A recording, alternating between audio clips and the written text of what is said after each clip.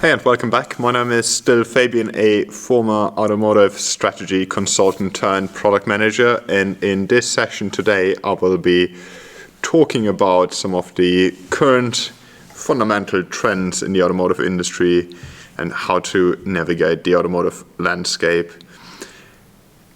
There are a couple of key kind of themes in the industry at the moment around electric vehicles, autonomous driving, mobility services, and connectivity and digitization, and overlaying them a shift in consumer preferences that have fundamental implications for the value chains and industry players. So I will be delving into all of these areas on a fairly high level. Then in future sessions, we'll be kind of deep diving into some of the more nuanced mechanics.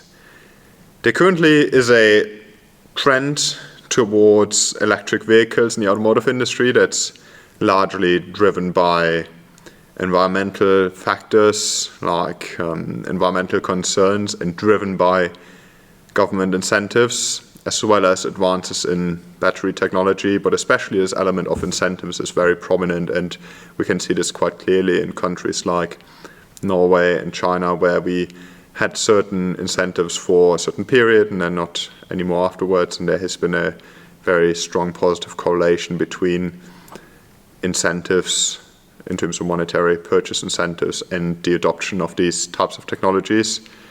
Arguably, lots of people have concerns around charging infrastructure and other components. So this is really important that it's compelling cost-wise, and this has been the case in countries like Norway, where their kind of premise was essentially to equal the playing field in terms of initial investments, and then as EVs are generally cheaper to operate, there has been a direct monetary benefit for customers. There have been a couple of key players in the EV market, of course, electric vehicle market, like Tesla, and traditional automotive manufacturers have been entering the EV market, some of them quicker than others.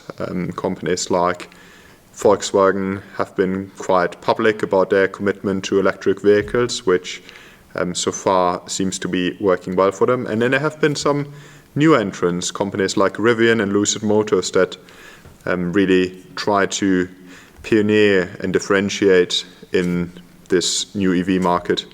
And more on a side note, what is really interesting in the industry is that traditionally customers have been, varying across brands of course, but have been generally for internal combustion engines quite brand loyal, whereas there have been lots of studies, especially by the consulting companies, that identified that when customers switch from internal combustion engine to electric drive, customers are actually not that brand loyal anymore. So there is a real kind of land grab at the moment across the globe, and we see manufacturers from Asia entering the European market to really capture this market share and build trust with customers in this new technological field of and drivetrain technology of electric vehicles. The second big trend in automotive is autonomous driving, and this is a little bit of an interesting one. When I first started researching, working and researching in automotive about 10 years ago, companies always, especially the consulting firms, always said it's, just a couple of years away until we see these robo-taxis that drive autonomously. And I know every year they kind of delayed their forecast essentially and said, okay, this year it's in another 10 years. And we actually realized that it's so much harder to bring these technologies to life in a real world that is very complex, and just a few very tragic, fatal incidents led to, of course, a certain media press, and there have been lots of discussions that are not yet finalized around how safe and secure would this technology need to be. Would it need to be as safe as human drivers? Would it be 10 times as safe, 100 times as safe? Because arguably there could never be a kind of zero failure technology. And it's a really interesting space, and arguably in one form or another all of the big players try to enter this market, and some of them focus more on their investments internally. by trying to develop unique combinations of sensing and processing technology in-house, whereas others rely more on partnerships with big companies like Waymo and others, Argo AI, that develop some of these technology stacks for autonomous driving. And yeah, it's yet to be seen how scalable these technologies are. They are arguably being used in kind of very much geo-fenced areas across the globe, some in Asia, some in the US, for example, for kind of buses and Ubers and other types of vehicles. But yeah, they aren't kind of the level 5 if we look into the established nomenclature and classification. They aren't anywhere near a level 5 autonomous vehicle that can just drive wherever. And it is, probably a long way off until we see that. And it is a technology that's very capital intense. And this is something that companies have, especially the incumbents, fundamentally underestimated. So what we have to bear in mind is that with the incumbents in the automotive industry, it's a very capital intense business, and margins are actually not that great compared to some of the other industries, and every investment dollar has to be funded for the big incumbents from current operation, and especially with the COVID pandemic and other financial pressures, rising interest rates, this led to fewer investment dollars available into some of these technologies. So that's why it's going to be interesting to say the least. The third big trend is the rise of shared mobility services. Of course, ride-hailing, car-sharing, micro-mobility solutions such as e-scooters and e-bikes. There have been lots of studies around the benefits of that, and there's been a lot of back and forth and investments that weren't successful from lots of the incumbent manufacturers like BMW, for example.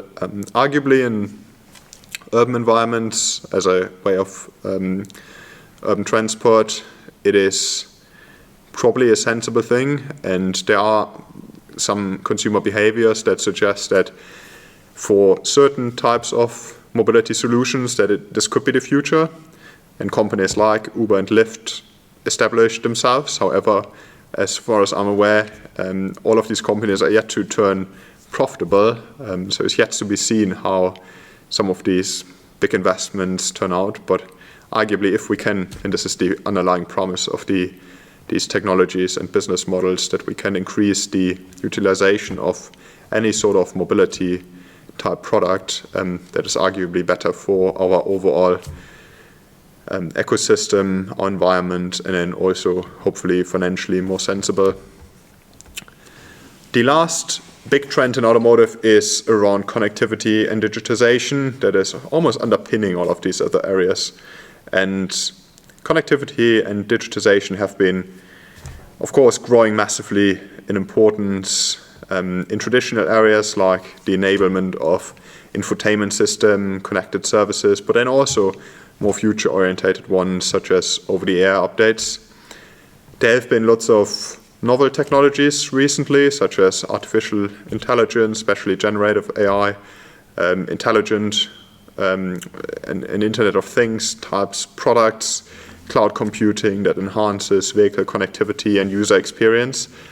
And companies are still very much experimenting with some of these, especially around the hot topic today of generative AI as a particular type of artificial intelligence, where we see that especially the incumbents are very much entering partnerships because they acknowledge they can't just stem all of these big investments and technological advancements themselves. So they enter partnerships with other automakers, technology companies, telco providers to really drive the innovation in connected car technologies and beyond, also very much for internal types of digital products.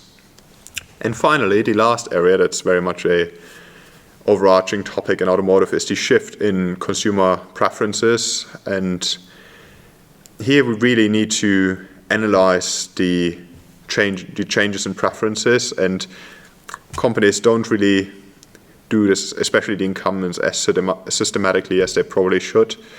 There have been changes around the importance of sustainability, convenience, digital experiences, where we see a new set of potential differentiators in automotive that are very different to kind of the scale economy driven, very hardware-based differentiation we've seen in the past. There's a rise of subscription-based models, online car purchasing, customization options that really caters to the evolving customer demands. And the automotive manufacturers, they adapt in some respects to these shifting patterns and preferences and try to find unique and novel ways to differentiate their products in the market. But if we look into some of these very recent conversations by the very senior executives in the industry, there isn't a clear approach. Some of them focus more on drivetrain technology, battery types of topics that are closer to the hardware. Some focus solely on digital, anything digital in vehicle and kind of the beyond digital ecosystem. Some focus on kind of very much a partnership based model and consolidation. So these shifts in consumer preferences and how manufacturers really distinguish themselves in an electric vehicle world is very much in the early stages, and I'm personally very curious to see how this plays out, and especially with the further development of social media platforms and others, what this means for our customer preferences in automotive. So to summarize, we have covered a couple of really important topics of strategic importance in automotive, some emerging trends for automotive companies that they need to systematically approach to thrive in a arguably rapidly evolving landscape. I hope you found this video somewhat useful, and thank you so much for watching, and I'm very much looking forward to welcoming you to the next one. Take care.